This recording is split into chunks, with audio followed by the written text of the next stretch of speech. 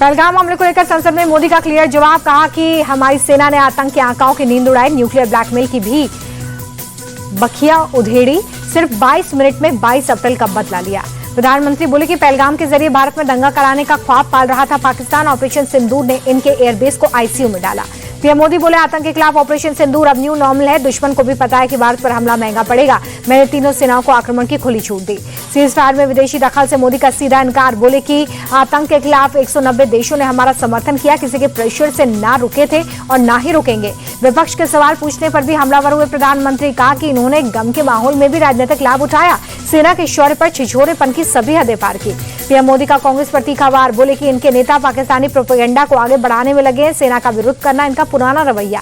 सेना ने पाकिस्तानी मिसाइलों को मिट्टी में मिला। प्रधानमंत्री बोले कि हमने एयर डिफेंस सिस्टम से दुश्मन के ड्रोन को हवा में ही तबाह कर दिया। पीओके को लेकर भी प्रधानमंत्री ने कांग्रेस को घेरा, कहा कि 1971 के दौरान समझ होती तो इतना बड़ा नुकसान नहीं होता। इनके पाक प्रेम में करतारपुर तक हाथ से चढ़ा गया। खरगे के पाक विजिट वाले सवाल पर भी मोदी का जवाब, कहा कि आपने तो 26/11 के बाद भी पाकिस्तान से मोहब्बत नहीं छोड़ी, हमने दुश्मन के साथ सारे रिश्ते तोड़े। संसद में मोदी सरकार पर जमकर बरसे राहुल गांधी, कहा कि हमले वाली रात में ही सरकार ने सरेंडर किया, पाकिस्तान को जानकारी देने की इतनी जल्दी क्यों? विदेश मंत्री को युद्ध की बेसिक जानकारी तक नहीं। ट्रंप के दावे पर भी भड़के राहुल गांधी, पूछा कि मोदी जी के दोस्त ने 29 बार युद्ध रुकवाने का दावा किया, प्रधानमंत्री खुद उनकी बात का खंडन कब करेंगे? राहुल गांधी बोले कि सरकार में इच्छा शक्ति की कमी, पायलट्स के हाथ बांधकर उन्हें युद्ध में भेजा, सरकार की गलती से हमारे 5 विमान मारे गए। राहुल गांधी ने विदेश नीति पर उठाए सवाल, कहा कि हमले के वक्त खुलकर किसी ने हमारा साथ नहीं दिया, उल्टे पहलगाम के दोषी मुनीर को ट्रंप ने डिनर पर बुलाया।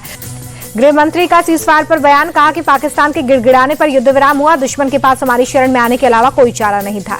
सोनिया गांधी पर अमित शाह का अटैक, कहा कि बाटला हाउस के आतंकियों के लिए रोई सोनिया, शहीद इंस्पेक्टर मोहन शर्मा के लिए आंसू क्यों नहीं निकले?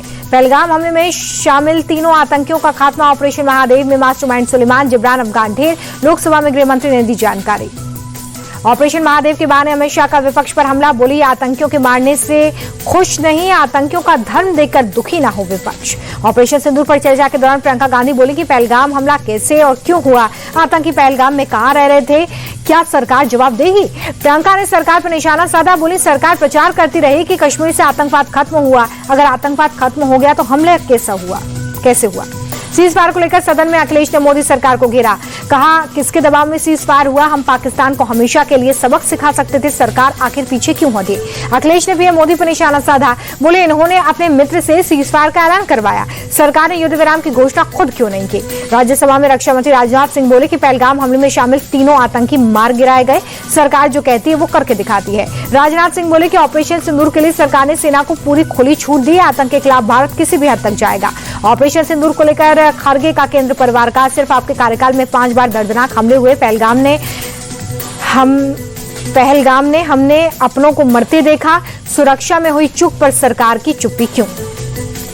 खरगे ने ऑपरेशन महादेव को लेकर मोदी सरकार को घेरा, पहलगाम हमले के 3 आतंकी मारे गए, बाकी कहां गए? सरकार ने घाटी में शांति के झूठे वादे किए। पीएम मोदी पर तानाशाह वाले कमेंट को लेकर खरगे का घेराव, जेपी नड्डा बोले राजनीति चमकाने के लिए निचले स्तर पर गिरी कांग्रेस। खरगे को गद्दार बताने पर बीजेपी चीफ ने सदन में माफी मांगी, कहा संसद की कार्रवाई में गद्दार शब्द हटाया जाए। ऑपरेशन सिंदूर पर चर्चा के बीच कांग्रेस सांसद मनीष तिवारी का पोस्ट ट्वीट कर लिखा, भारत का रहने वाला हूं, भारत की बात सुनाता हूं, कांग्रेस वक्ताओं की लिस्ट में नहीं है मनीष तिवारी का नाम। केंद्रीय मंत्री गिरिराज सिंह ने कांग्रेस को निशाने पर लिया, बोले देश के प्रति कांग्रेस की सोच नकारात्मक, उन्होंने सेना के शौर्य के खिलाफ दुनिया में माहौल बनाया। एमपी विधानसभा में कांग्रेस का अनोखा प्रोटेस्ट, बेरोजगारी किसान के मुद्दे पर विधायकों ने बीन बजाकर मोहन यादव सरकार के खिलाफ प्रदर्शन किया। पूर्णिया से सांसद पप्पू यादव का विदेश मंत्री अजय शंकर पर निशाना, बोले विदेश मंत्री के पास इंडिया का विजन नहीं, विदेश मंत्री के पास बीजेपी और आरएसएस का विजन। पप्पू यादव बोले कि रक्षा मंत्री ने मोदी बीजेपी की बात रखी, चीन पर जयशंकर, राजनाथ सिंह ने कुछ नहीं बोला। तेजस्वी यादव की शराबबंदी कानून की समीक्षा करने वाले बयान पर डेप्यूटी सीएम विजय सिन्हा का वार, बोले तेजस्वी के करीबियों का अवैध शराब का धंधा बंद हो गया। बिहार एसआईआर के मामले पर विस्तार से सुनवाई करेगा सुप्रीम कोर्ट, 12 और 13 अगस्त को सुनवाई की तारीख तय। पटना के मनेर में पंचायत सचिव को धमकी देने के मामले में आरजेडी विधायक भाई वीरेंद्र पर एफआईआर, पंचायत सचिव संदीप कुमार की शिकायत पर एससी/एसटी थाने में एफआईआर। वाराणसी के बरनौली गांव जाकर सीएम योगी ने किया निरीक्षण, 2 अगस्त को होना है पीएम मोदी का दौरा। ईडी के सवालों का जवाब नहीं दे पा रहा है छांगुर, ईडी ने अवैध धन परिवर्तन, देश विरोधी गतिविधियों को लेकर किए सवाल। विदेशों से आने वाले पैसे पर बोला, इस्लाम प्रचार में बहुत पैसे खर्च होते हैं, किसी का जबरन धन परिवर्तन करवाने से किया इनकार। वृंदावन के बांके बिहारी मंदिर में गोस्वामी परिवार का प्रदर्शन जारी। कहा, कॉरिडोर के नाम पर सरकार मंदिर पर कब्जा करना चाहती है। श्रावस्ती में प्रशासन का बुलडोजर एक्शन, सरकारी जमीन से हटाया गया कब्जा, अवैध निर्माण को पूरी तरह से ध्वस्त किया। बिहार के गयाजी में पुलिस ने सतीश उर्फ चंदन का हाफ एनकाउंटर किया। गोली मारने के बाद अस्पताल में भर्ती। शेर घाटी में डॉक्टर तपेश्वर सिंह पर की थी फायरिंग। दिल्ली के सिविल लाइन इलाके में घर की दीवार गिरने से हादसा, मलबे में दबने से 2 लोगों की जान गई। दिल्ली में झमाझम बारिश, कई जगहों पर जल जमाव, लोगों को उमस भरी गर्मी से राहत। मंडी में भारी बारिश के चलते 3 लोगों की जान चली गई। नगर आयुक्त ने कहा कि कई लोग लापता है, रेस्क्यू जारी है।